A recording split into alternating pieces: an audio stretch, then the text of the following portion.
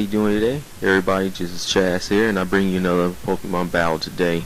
Today I have a battle here with a guy named Steven from the Eevee forums. Anyway, I decided to try out and use some different Pokemon this time. I decided to go in with an Eevee team, and I really wasn't sure exactly how it worked because a lot of people normally say Eevee teams don't work, or the best Eevees to use are Jolteon and Vaporeon and maybe Espeon. But I actually don't agree with that. Eevee teams are actually really powerful when you use them right. And in this battle here today, I'm actually going to show some of you guys how you can actually use an Eevee team who have never actually tried to use one before. Anyway, let's go and try to get the battle narrated. Okay, so we start, and of course here I lead with Konoha, my Leafeon. He leads with Gyarados. So I already know right off the back I have to switch because I do predict a Dragon Dance coming. So I go into Jennifer, and he just set up a Dragon Dance. Now here he thinks Jennifer is just one of those little support Vaporeons and goes for a taunt. He obviously doesn't know that she is choice specs, so I go for Hidden Power, Thunder, and knock out Gyarados. So that is my first knockout for the battle. He goes into Forretress here, and I call back and go into Ashley, my Flareon. Now I did ask him not to use Stealth Rock at the beginning of the battle, so it seems like he did do that, and I'm actually kind of glad about that because if he'd set up that Stealth Rock I would have lost. Anyway, not exactly sure why he stayed in with Forretress. He should have switched into something else that he had, but I guess he didn't have anything.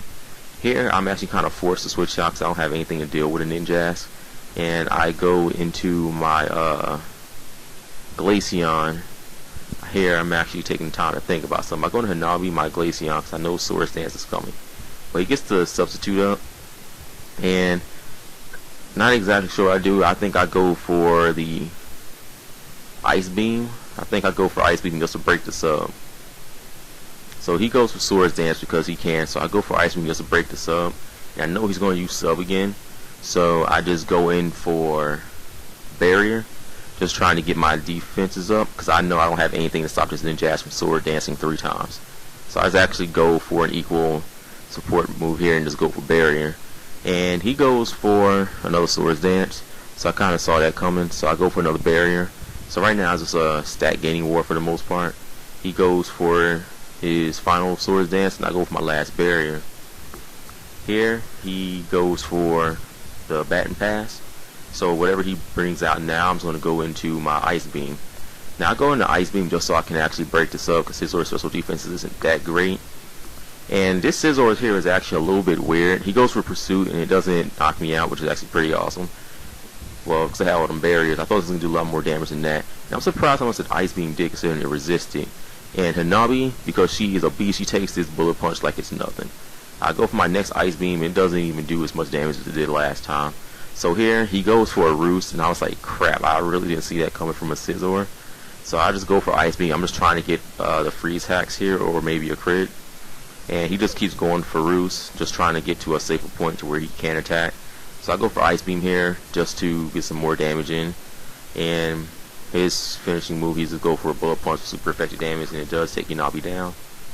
At this point, I actually didn't know what I could switch into because everything would just pretty much die, and yeah, I kind of knocked my camera over right there, so I'm just trying to at least get it set up again. I think I do that twice in this battle. Anyway, here, but I'm still trying to decide who to bring in. I bring in Jennifer, not exactly sure what to expect, and I kind of knew she would take a Bullet Punch, but I didn't know how well, and she takes it with 12 hit points. I mean, just look at that. She is my special attacking Vaporeon, and I hardly invested any EVs in HP. I think I only put like 4 EVs in HP just by looking at that. So I did put 252 EVs in her defense stat, and her special defense stat did kind of work out though. But if you ask me, I'm kind of surprised that she did take that Bullet Punch the way she did. I mean, I really can't say anything about that.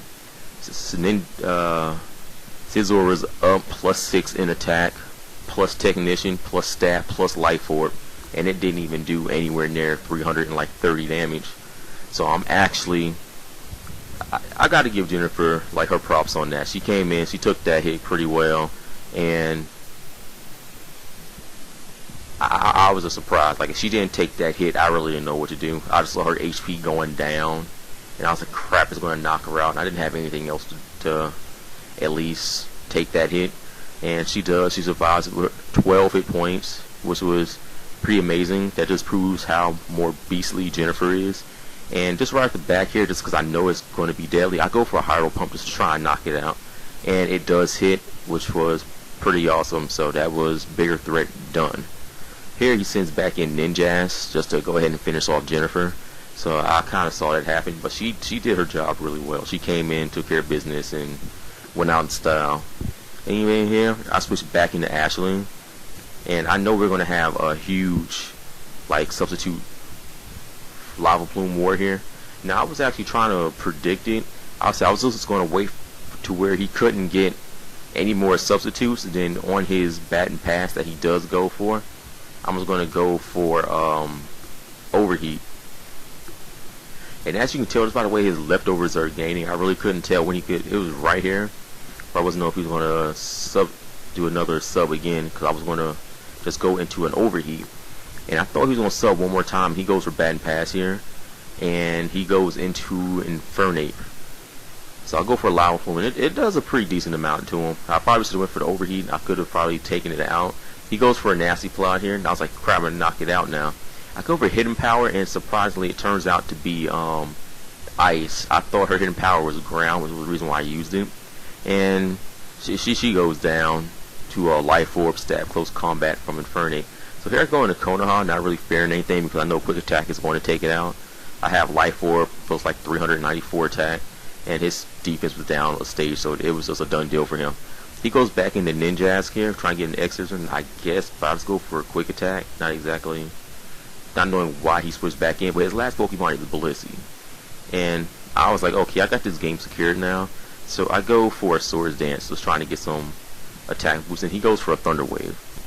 And Blissey goes for an Ice Beam, and it does a pretty decent amount of damage. And I get the Parahax, which kind of sucks. So I'll just go for a quick attack just to get some quick damage in there. And Life Orb takes out Konoha. So she did alright in this battle. Here, I go into Volt my Jolteon. He was probably thinking that he had this game pretty much won because he was a special. But my Jolteon packs Fake Tears. It's not like most of those other failed Jolteons that I've seen with Substitute and Bat and Pass. I mean, if you just put Fake Tears on your Jolteon, you won't have any Blissey problems.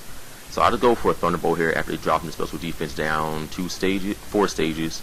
And I do get a crit and it finishes Blissey off. So that was a good game to you, man. You probably didn't expect seeing that coming from Jolteon. But that's just my play style right there. I like to come to the battles pretty random and try to surprise my opponent's Pokemon. But anyway, if you like the battle, comment, rate, subscribe, send some people my way. I would actually like to become a little bit more popular on YouTube in the Pokemon community, and your help will pretty much be appreciated here. But that's all I got for you guys today, so I'll see you guys later.